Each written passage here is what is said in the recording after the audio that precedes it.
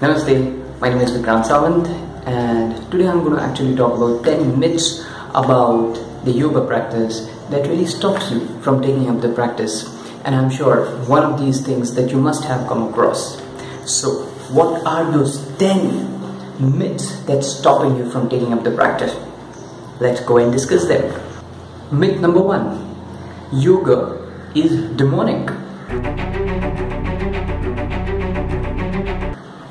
Many religions and many practices, they propagate the myth that practicing yoga will actually attract in your life, in your own life, more demons and bad stuff. But let me tell you, once you start practicing yoga, you will actually attract more of who you are. You will become true version of your own self. So it's just like a battery charger. Practicing yoga is just like, hooking yourself to a battery charger. It really doesn't matter whether you have an X company mobile or a Y company mobile. All really matters is what is the kind of a charger you're connecting to, and it will just charge. So in no ways it's going to attract more demons in your life. Myth number 2: practicing yoga is practicing Hinduism. Yes, in some way, this practice was evolved by the people who lived closer to or beyond a river Sindhu. So they were called basically Hindus, and they actually evolved this practice over a period of time. However, the practice of yoga is beyond any religion or any religious identity. It was just a way of life for a lot of people who lived beyond the river Sindhu.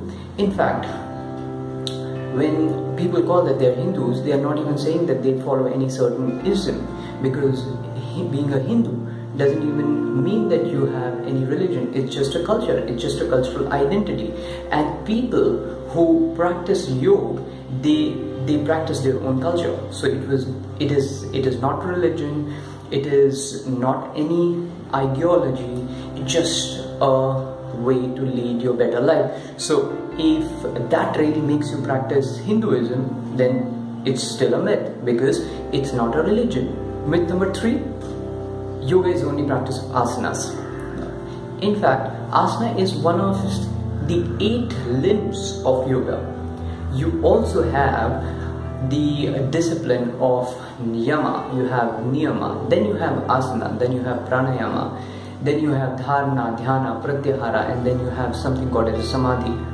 However, now, because there is so much of impetus on the physical aspect of the practice, that's why people just consider yoga just to be an asana practice. But once you start practicing yoga, you also practice all these other 7 limbs and not just asanas. And I'm sure the teacher that you learn from, he or she will tell you that the real practice is not just asanas, but it is the combination of all these 8 aspects of the practice. Myth number 4: yoga is only for ladies. In fact, yoga has no gender.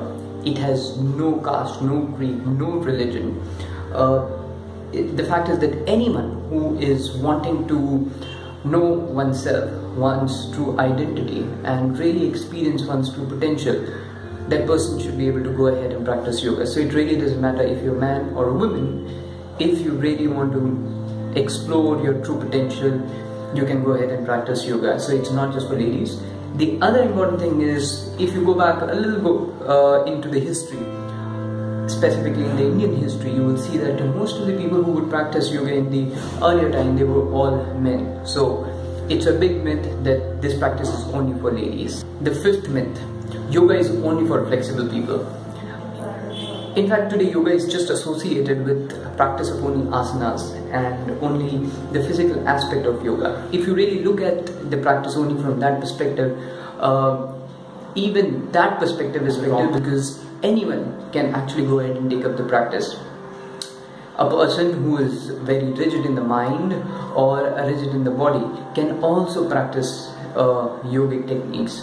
As you practice, you let go of your mental rigidity. As you let go of your mental rigidity, you become more supple in your body, become more flexible. So the outcome of the practice is actually you become more flexible.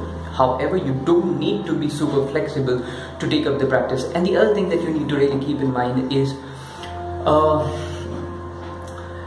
you don't really need to be any super flexible person, and you don't really need to be able to do everything, all the asanas. Really do what is required for you. The sixth myth is yoga is only for young people. Yoga is not barred by any age.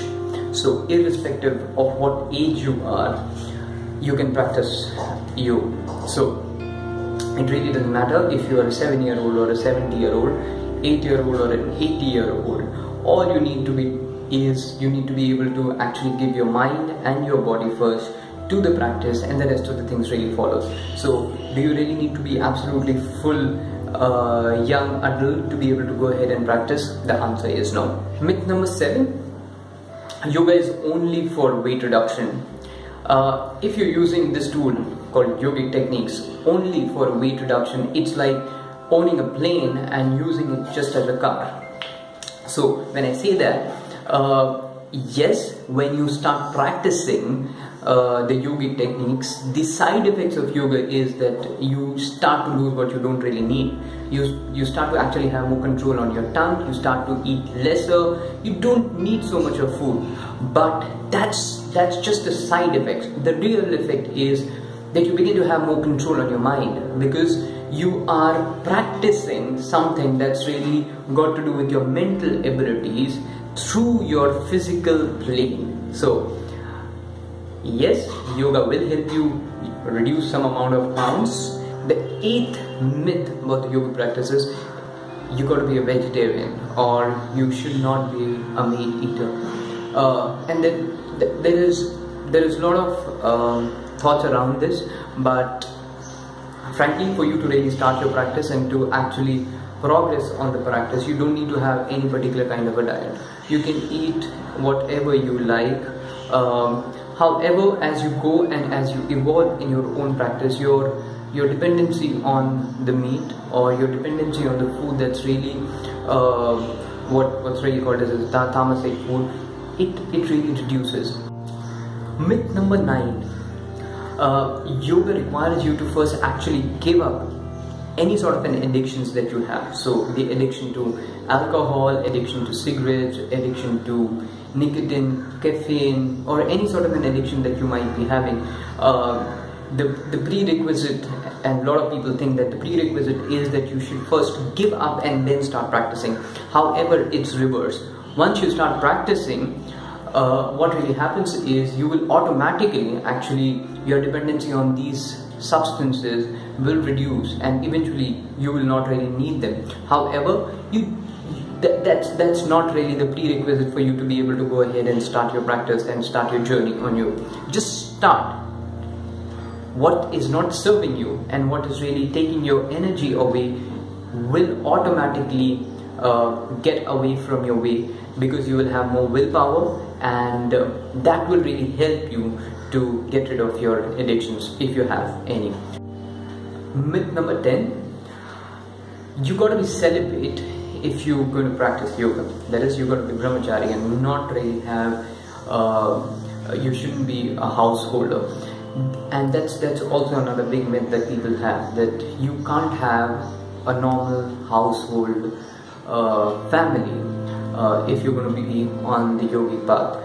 However, the reality is completely different. If you see any of the yogis in the past, most of them have all been good householders in their lives. However, is that a prerequisite for you to start your practice? And do you really need to be a celibate to be able to go ahead and do the practice? The answer is plain no. I hope I have been able to burst some of the myths that you may have had about the practice. Please do subscribe and do like the video.